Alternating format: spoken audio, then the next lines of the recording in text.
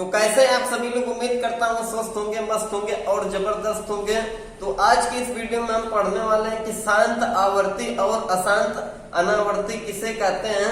यह आपके board exam class 10th में पूछा जाता है, 2 नंबर या 3 नंबर का आपके क्लास 9th में भी है। तो हम जानेंगे कि ये शांत आवर्ती और अशांत अनावर्ती क्या है। यदि हम शांत आवर्ती और अशांत आवर्ती अनावर्ती की बात करें तो हम इनको मुख्यतः 2 प्रकार से बता सकते हैं कि ये शांत आवर्ती है कि अशांत आवर्ती। हमारा पहला तरीका होगा भाग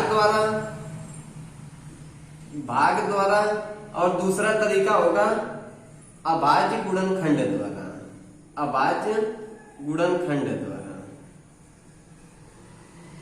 अब ये जो भाग द्वारा दिया है या अभाज्य गुणनखंड द्वारा दिया है, इसमें भिन्न दिया रहेगा, जिसमें नीचे जो हर होता है उसका हम हर से अंश में भाग देंगे।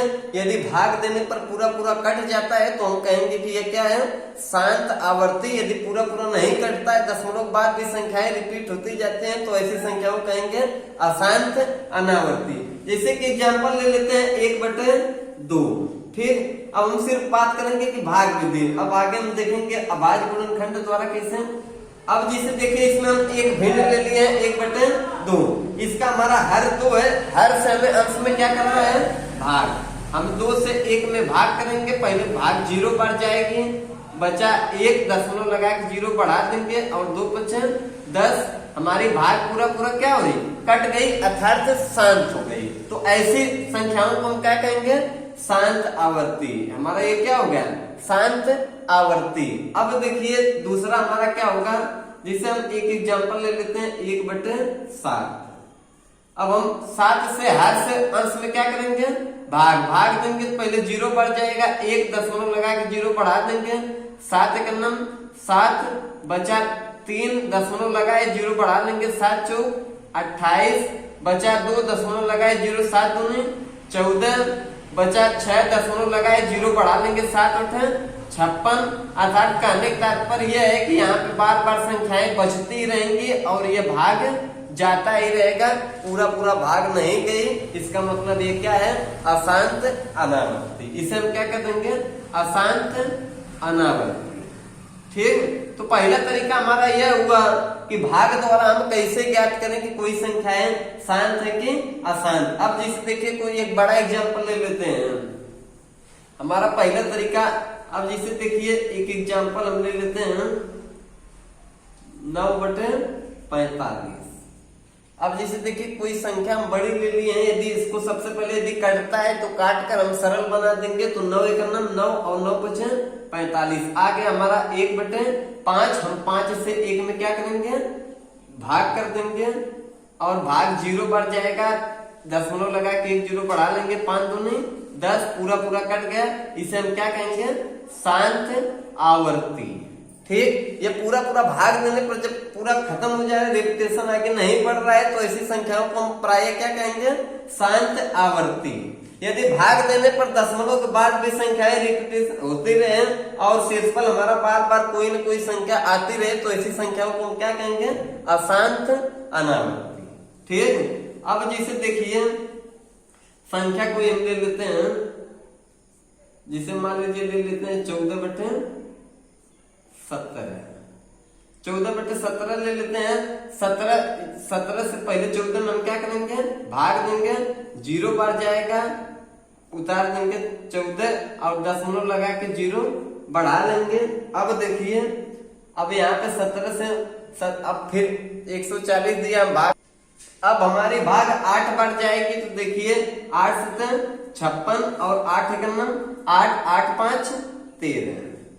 देखिए बचा 4 और यह कट गया, दशमलव लगाए 0 बढ़ा लेंगे, 17 दूनी 34, बचा हमारा 6 और ये पूरा पूरा कट गया, दशमलव लगाए 0 बढ़ा लेंगे और फिर भाग हमारी जाएगी 6 बार। देखिए 6 7 42 और 6 का नाम 6 और 6 2 6 4 10, ज्यादा हमारी भाग ज्यादा हो गई है। हालांकि 6 बार ले जाने पर अब हम उससे पीछे चलेंगे, ज्यादा भाग 3 बार जाएंगे। देखिए 17 3 51, 10 में से 1 घटाएंगे 9, पूरा पूरा कट गया। कहने का तात्पर्य है कि शेषफल हमारा बचता रहेगा और ये डॉट डॉट संख्याएं आगे बढ़ती रहेंगी अनंत बार। तो ऐसी संख्याओं को पढ़ाया क्या कहेंगे, अशांत अनावर्ती। ठीक, तो ये हमारा पहला तरीका था भाग विधि द्वारा हम कैसे पता करें कि संख्याएं शांत है कि अशांत। ये आपका बोर्ड एग्जाम में और क्लास 9th में दिया है मैथ के चैप्टर के ऊपर में। तो देखिए अब हम बात करेंगे अभाज्य गुणनखंड विधि द्वारा कैसे ज्ञात करेंगे।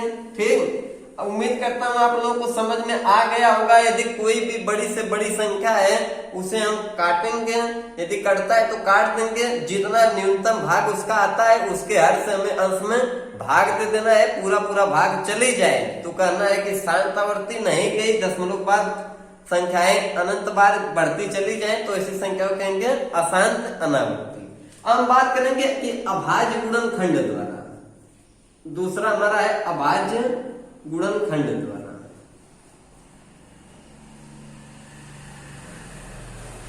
अब ये जो हमारा अभाज्य गुणनखंड है इसमें हमें एक हमारा सूत्र है उसे हमें लिख लेना है कि जिसके हर के गुणनखंड में प्रायः 2 और 5 के गुणज वे शांत आवर्ती कहलाती हैं, वे शांत आवर्ती कहलाती हैं। हमें यह हमेशा याद रखना है कि यदि जब भी कोई भिन्न दिया रहेगा उसका हमें हर का अभाज्य गुणनखंड करना है। यदि अभाज्य गुणनखंड करने के बाद 2 के घाते कुछ या 5 के घाते कुछ या इन दोनों के घाते कुछ कोई संख्या भी आती है अभाज्य गुणनखंड के द्वारा, तो ऐसी संख्याओं को हमें देखते ही बता देना है कि शांत है। और यदि इन दोनों के अलावा कोई दूसरी या तीसरी संख्या आती है तो हम कहेंगे कि यह अशांत अनावर्ती है। तो जैसे देखिए हम एक उदाहरण लेते हैं 1/10। हम 1/10 को तोड़ सकते हैं, 1/10 को हम लिख सकते हैं 2 × 5। आपसे पहले ही बताया गया है कि यदि 2 की घात कुछ और 5 की घात कुछ आए तो ऐसी संख्याओं को हम कहेंगे शांत आवर्ती। यहाँ पे कुछ नहीं, 1 मान सकते हैं, 1 मान सकते हैं, ये 2 और 5 दोनों मिला तो हम इसे क्या कर देंगे, शांत आवर्ती। ठीक, ये हमारा दूसरा तरीका है। जैसे देखिए कोई हम बड़ी संख्या ले लेते हैं, एक संख्या हम ले लेते हैं 240/450। अब देखिए हम कोई बड़ी संख्या लेकर देखेंगे कैसे पता करें अभाज्य गुणनखंड द्वारा कि ये शांत है कि अशांत। आपसे बताया है कि जब तक हम काटेंगे कोई संख्या न्यूनतम रूप में भिन्न का न हो जाए। तो देखिए 0 0 कट गया, हम इसे काट सकते हैं 3/24 और 3 का नाम 3 3 5 15, यह आ गया 8/15। अब यह इसके आगे नहीं कटेगा क्योंकि यह सम संख्या है और यह विषम संख्या, तो लिख देंगे 8/15 को लिख सकते हैं 3 × 5। अब हम यहाँ पर देख रहे हैं कि 2 तो यहाँ पर नहीं है लेकिन 5 है, लेकिन आपसे पहले ही बताया गया भले ही 5 है लेकिन इसके साथ 2 का गुणनखंड रहे, या तो अकेले सिर्फ 5 का या 5 के साथ 2 को छोड़कर कोई भी संख्या हो तो ऐसी संख्याओं को हम कहेंगे अशांत अनावर्ती। तो देख रहे हैं इसे लिख देंगे, देखते ही अशांत अनावर्ती। ठीक, तो ऐसी संख्याओं को हमें देखते ही बता देना है कि अशांत अनावर्ती है। अब हम कुछ और उदाहरण लेकर देखेंगे। तो देखिए अब जैसे देखिए एक हम एग्जांपल ले लेते हैं 47/125। अब हम 125 को लिख सकते हैं 47/25। 125 को लिख सकते हैं 5 × 5 × 5 क्योंकि 5वां 25 और 25 बचे 125, लिख सकते हैं 5 × 5 × 5। तो यह हो गया हमारा 47। अब पूरे के बटे 5 3 बार है गुणनखंड के रूप में, तो लिख सकते हैं 5 के घाते 3, अर्थात ये 5 का देखिए 2 और 5 के गुणज हो तो शांत आवर्ती। इसे हम देखते ही कहेंगे शांत आवर्ती। ठीक, तो हम इसे ऐसी संख्याओं को देखते ही कहेंगे कि क्या है, शांत आवर्ती। अब जैसे देखिए एक आध उदाहरण और ले लेते हैं, जैसे एक ले लेते हैं 81/450। तो तो देखिए अब हम देख रहे हैं कि यहाँ पे 81 दिया है, यहाँ पे 45, 3 से संख्याएं कट सकती है न्यूनतम रूप में, तो 3 दूनी 6, 3 सते 21 और 3 एक 3, 3 पचे 15 और 3 जुड़िया 0। हम फिर 27 बटे इसे लिख सकते हैं 27 बटे 150, फिर काट सकते हैं 3 9 27, 3 पचे 15 और 3 जुड़िया 0।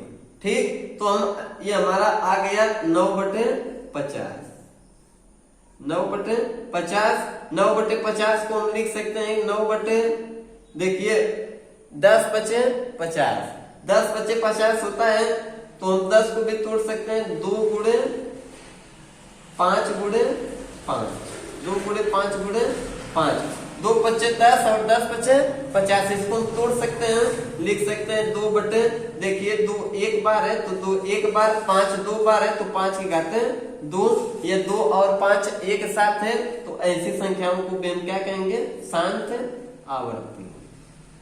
ठीक, आपको कोई भी बड़ी से बड़ी भी संख्या हो तो सबसे पहले हमें क्या करना है, उसका न्यूनतम रूप ले लेना है, उसे ऊपर नीचे काट लेना है। कटता है तो जब नहीं कटेगा तो हमें हर का अभाज्य गुणनखंड करना है। यदि 2 की घात 5, 2 की घात कोई संख्या और 5 की घात कोई संख्या आता है, या इन दोनों के साथ कोई, इन दोनों के साथ इनके घात कुछ भी कोई भी संख्या है, तो हमें कह देना है कि शांत आवर्ती है।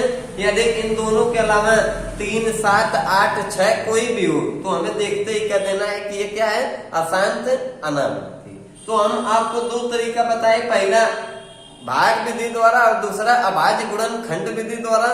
तो हमारा जो भाग विधि द्वारा है, हर समय अंश में क्या करना है, भाग दे देना। यदि पूरा पूरा कट जाए, दशमलव बार आगे न रिपीटेशन हो, तो हमें ऐसी संख्याओं को कह देना है कि वे क्या है, शांत आवर्ती। यदि बार बार दशमलव बार संख्याएं रिपीट होती हैं तो उसे कह देना है अशांत अनावर्ती। ये हमारा जो अभाज्य गुणनखंड विधि द्वारा है। दूसरा तरीका आपको पहले ही बता दिया गया अभी। तो उम्मीद करता हूँ आपको वीडियो जरूर पसंद आया होगा। वीडियो पसंद आता है तो चैनल को सब्सक्राइब करें, लाइक करें और वीडियो को शेयर करें।